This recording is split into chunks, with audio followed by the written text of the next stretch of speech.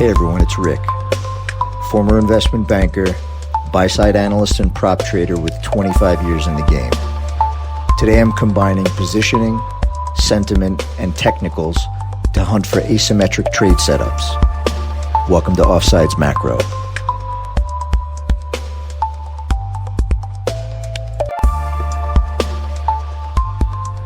Hey everybody, I want to cut this video into three parts. Part one, I want to make an observation on how I'm trading without new CFTC data because of the government shutdown and why I think it's actually a pretty healthy experiment for us.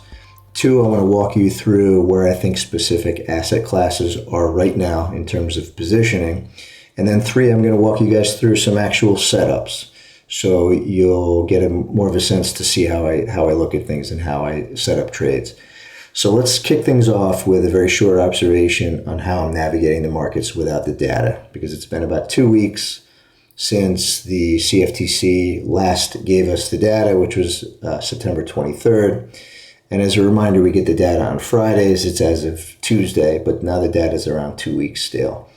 And it's a really perfect opportunity for me to articulate why I think positioning data, if it's a factor in what you're doing, and if you're listening to this, it probably is, on why I think it's such a valuable tool.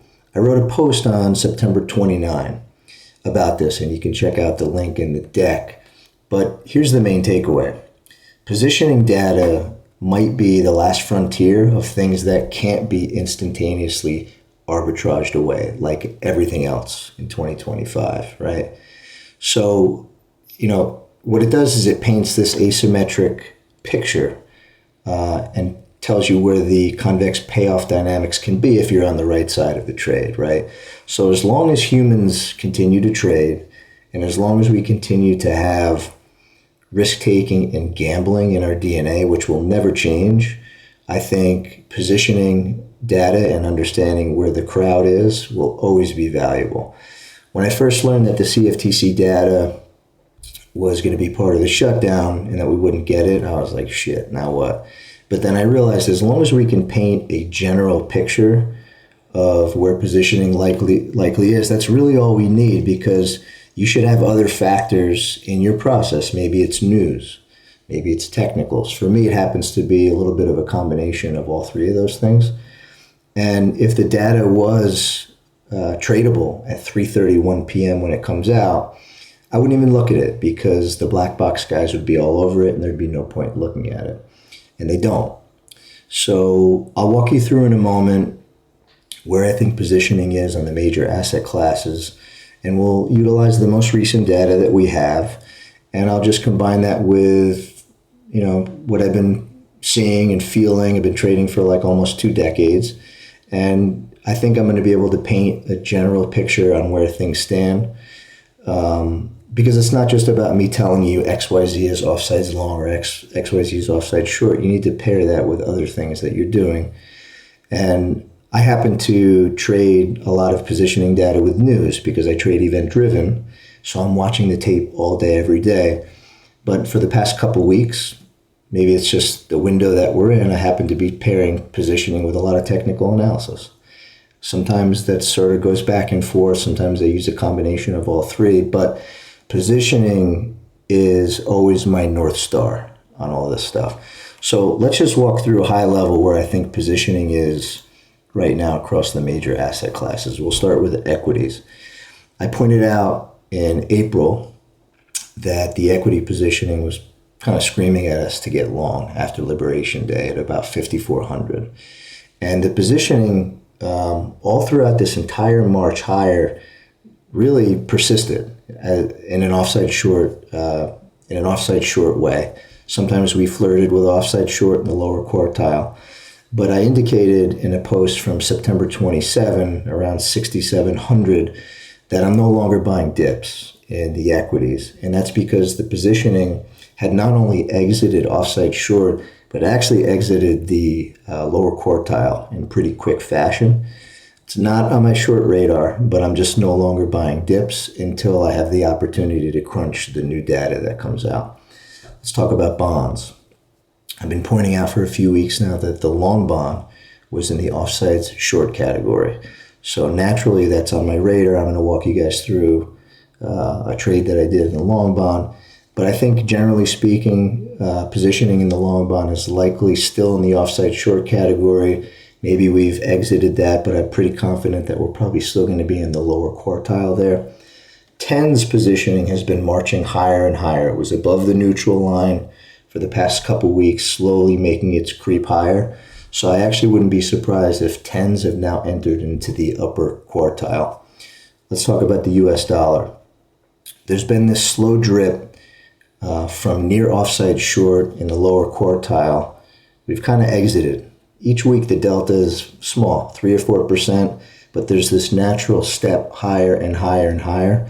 So if I had to put a number on it, I would guess that the USD positioning is probably somewhere in the 35 to 40th percentile. But anecdotally, I want to make a comment on positioning. Maybe this is a 2025 thing. My back tests don't quite tell me this either, but maybe it's just a 2025 thing. I've noticed that setups in the FX aren't necessarily that great when something is actually in offsides long or short territory. But when we get the exit from that, there seems to be this sort of slow motion continuation of that trend. And I think we're starting to see that with the euro. You notice the euro starting to roll over. It was sort of flirting in and out of offsides long territory for a while. I think the last reading is somewhere in the 80 percentile. So, that might be a little bit lower than that, but I wouldn't be surprised if we were sort of flirting with the upper quartile there. Metals were reasonably into the upper quartile. And like I said before, price up doesn't always necessarily mean positioning up and vice versa. But I'd be pretty surprised after the last couple weeks that we don't really have the entire universe well into the upper quartile. And I've even noted the last couple weeks that copper and palladium were already in the offsides long territory. And I'll walk you through a trade that I just recently put on in copper. Crude oil. Very bearish headlines out of OPEC, obviously, for the past several weeks. That's just been the drumbeat. And I think the short cohort is still in control here. There's a really interesting level that I'm looking at, not just from a technical analysis basis, but from like a news combined with technical analysis level that I'm really waiting for to definitively give me confirmation that the shorties are really trapped here. And it seems like a long ways away after Friday's dump, but that level is around 62.5, 63 to me, and I'll walk you through in a little bit a chart that I'm looking at that justifies that level. Lastly, we'll talk about the softs. I've been saying that the softs were in offside short territory for a while. I'm pretty certain that that's probably still the case, and I think you probably want to have sugar and cocoa on your radar for long setups. I tried in sugar, I round tripped it, and I'll walk you through that chart in a moment. So let's walk through some recent setups, as I mentioned before, and we'll start off with the long bond. The long bond was in the offside short category for a couple of weeks now. So we rallied back through this level, which was around 119.5, and we pulled back. So it seemed like a pretty basic 101 technical analysis. And we never broke that level for a couple of days. So I just took a shot on the long side. It looked like I was about to round trip it and get stopped out if we broke that level. It never quite came.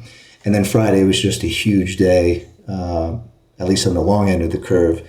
And it got close enough to my price target where I wasn't willing to squeeze the blood from the stone, so I just got out of that one. But that's a pretty typical setup for me that combines positioning with technicals. Let's move on to the euro. I mentioned before, I've tried to play the short side on this one for months. I've been pretty careful. I've been getting nicked up 0.2 units, 0.3 units here and there. But we had this interesting reversal day in about mid-September. And again, for whatever reason, very technically focused for me with positioning. And it was as simple as that. I took a short position here. I added as we broke down a little bit here, so my average is not all the way up there. But like I said, I think the momentum could be continually that the positioning could maybe continue to unwind here. And we had a little bit of a almost reversal day on Friday. The euro was probably up 60, 70 basis points at one point. So we'll see what happens Monday. But the OPI statistics are telling me that about 115.5, 115 is a pretty good price target here. Crude oil, I mentioned earlier. You could see that this thing for weeks has just been in the offside short category. And this day, I think was September 30, we had just this continued drumbeat negative headline from OPEC, supply. And we got like a $500,000 barrel per day number. And I think that was just a culmination. They were going to maybe front run a lot of that stuff. It wasn't 500 per month, but crude reacted negatively on that, obviously. And only within a couple hours, we retraced back to about that 62.5 level. I almost got trapped there, but I was really kind of waiting for like a definitive breakthrough that line. And then the next day, boom, we tested it, failed. Kind of went nowhere for a little while, tested it. And then Friday, obviously, everything just shit itself with risk off. So that's really the level I'm going to be looking for. I really thought we were going to get one of these through here. But I think once we can get out from that level, the 62.5, 63 level, I think it's a pretty good indication that a lot of these shorts are finally trapped. But in the meantime, it's just oversold, which is bullshit. That's not a tradable thing to say. So it's just sort of nowhere for me for now, and that's the level I'm kind of keeping my eye on. Copper, for weeks I've been talking about how it was actually in the offsides long territory, despite the dump that we had a couple of months ago. But I've stayed away from this because it basically because of what the metals have been doing, but really it just seemed like a really dangerous base. I think I even mentioned that in a recent post, and obviously the metals have just been off the leash, but I had a feeling that there'd be a time, a level, a reaction, whatever, where you could sort of tell that the weak hands were caught here. And I think we got that on Thursday, right? The metals had a tremendous reversal from highs, and all the metals were down. Copper was actually up on the day, 60, 70, 80 basis points.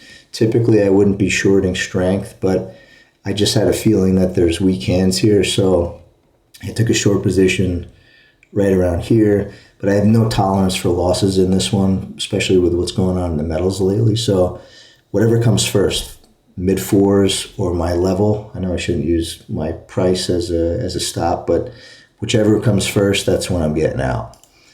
Let's talk about sugar.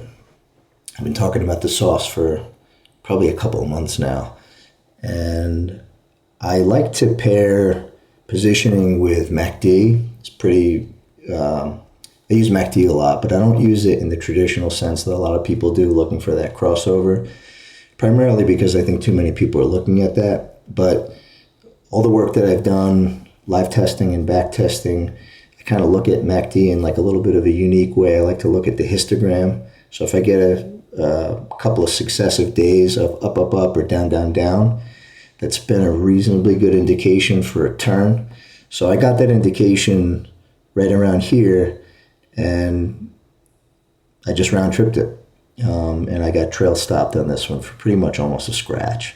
But sugar and cocoa continue to be on my radar for long setups because they're just very shorted still. Last one, lean hogs. Lean hogs falls into a positioning plus news category. And it's what I call a despite trade. And here's what I mean by that. We've got a Discord group, pretty small group, really smart people in there. It's not noisy at all. We're not talking about Tesla and NVIDIA or whatever. We're talking about equities, bonds, FX, and commodities. And everybody has something to bring. I'm kind of the positioning guy. Some people bring expertise in FX. Some people bring expertise in volatility. It's a really good group, small group. And I told the guys, we're always on the lookout for what I call a despite trade. So here's what I mean by that. On this day, we got a headline, and I'll read it to you. Hogs fall despite supportive cold storage report. So anything despite, with that word in it, despite, means that the instrument's moving opposite what it's supposed to, right? If you can combine that with positioning, that's gold, right? So they're rare. I think a lot of times people, they're the hammer and everything looks like the nail. So they'll justify news failures or whatever.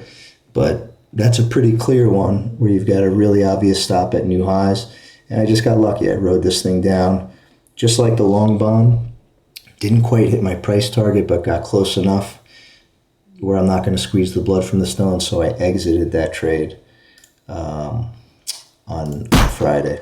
So last thing I'll say is consider subscribing to the full deck on Substack. Why? Each week what I'm going to do is I'm going to highlight a couple of new markets, 4, 5, 6 markets. But if you subscribe, you'll get even more markets that I'm going to highlight with the oscillator, positioning oscillator, and the charts. You'll get color on the OPI, which is the Offsides Positioning Index. It'll have the constituents that are in that, the performance, and really what positioning in general is telling us overall for risk on, risk off. It's been a pretty helpful indicator, at least this year. But even more importantly, what you're going to do is you'll get the full matrix of what I call zeros and ones. So here's just sort of a sneak peek of what it looks like. It'll have every instrument. It'll have the positioning data percentile for each. You'll get to see what's actually in the OPI index. And really importantly, you'll be able to see where the trend CTA guys are. I highly believe in that strategy. I think it's got good sharp. It's got like all these great things that make it a good alt in your portfolio. But I think it's really important to understand where these guys are because they're following the trend, and they tend to lean too far on one side of the boat, and usually that will come through in the positioning data, not always. But when you can kind of understand where that cohort is and positioning lines up, and maybe you get a news or a technical incremental indicator, that's a really, really good setup. So for me, this is like my master dashboard for the week, and it tells me where I need to be even more focused. Thank you for coming to Offsides Macro.